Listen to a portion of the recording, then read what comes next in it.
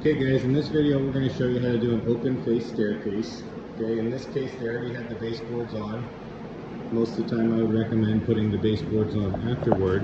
However, you want to start by getting your flush stair nose for your laminate, and then your T-molding, stair nose, and end cap. And so what that's going to do is allow you to kind of fill in these gaps where needed. So what we're going to do on this particular job is put your end cap here. And then we're going to 45 the stair nose, so that's going to cover up this side of our stairs, okay? And it's going to look nice and sharp on this end, okay? So we're going to have this here. We're going to have our board coming out, so this will go here. We're going to have our board or our riser coming out here, and then we're going to cover it with our T-molding. Now we cut the back of our T-molding off, and so we're going to just trim this to the side right here and give it kind of a nice look, a nice finished look.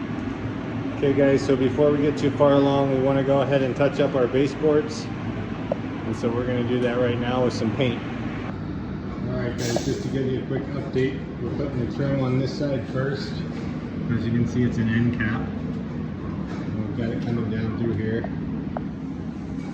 And then on the top, we've got our riser going across there. And then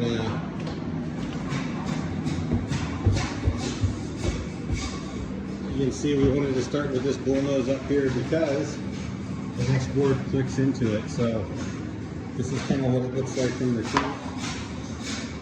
Got a little bit of putty here and there, but for the most part, you're starting to see the steps come to life. Okay guys, we went ahead and got our bullnoses cut. Now as you can see, I got the trim one up here, and then these will all line up. We still got to put the board up here, we got to put the risers on, and then we got a little bit more trim work to do. But notice how I cut the edges here.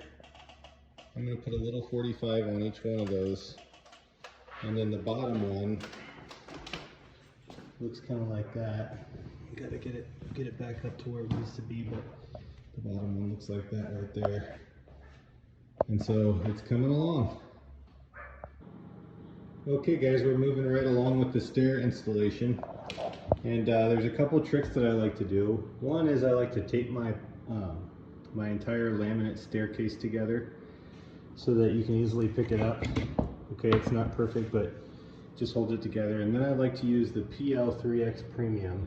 It's a urethane glue, and I like to put it down like this, kind of run a bead along the front where the bullnose is going to sit, and then some beads along the back that go,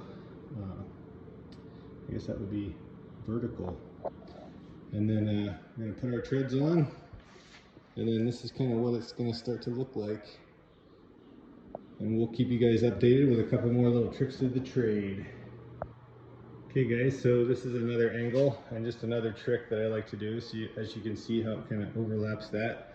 Got a little gap down there that'll need some trim on, but I do like to pop a little nail right here that'll get covered up once the trim goes on, and that kind of holds it in place. And I also like to put a little nail right here in the end. It kind of gives it a little bit of stability there. Hope this helps. Okay guys, when you're doing stairs, I like to get a couple of pieces of every type of trim. You know, you got your end cap there, I got my T-molding here. And then what I like to do guys is I like to take the T-molding and flip it over. Okay.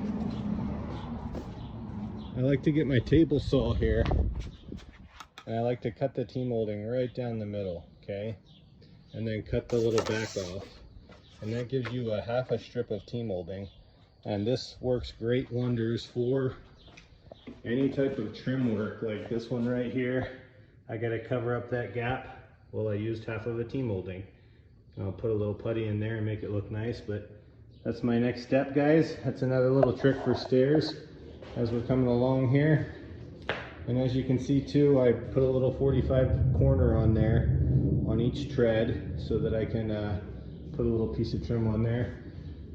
Also some quarter rounds, guys. I had to lift the tread up because it wasn't tall enough, so I'm going to put a piece of quarter round around here. And I could also possibly put my half a piece of T-molding if I could get this to fit. It would look better this way. The problem is it'll have a tendency to buckle under. So we'll see what we end up with here.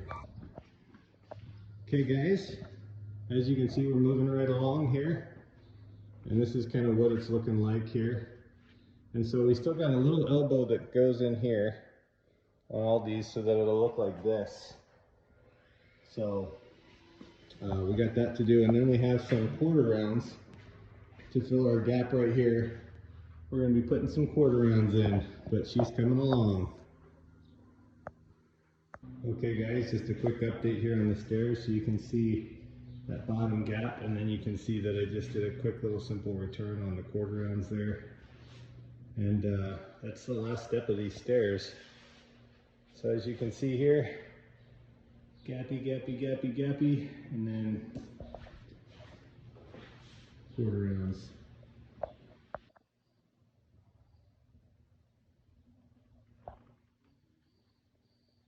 So there's where I haven't done yet, and then there's where I have done. So you can see the difference here.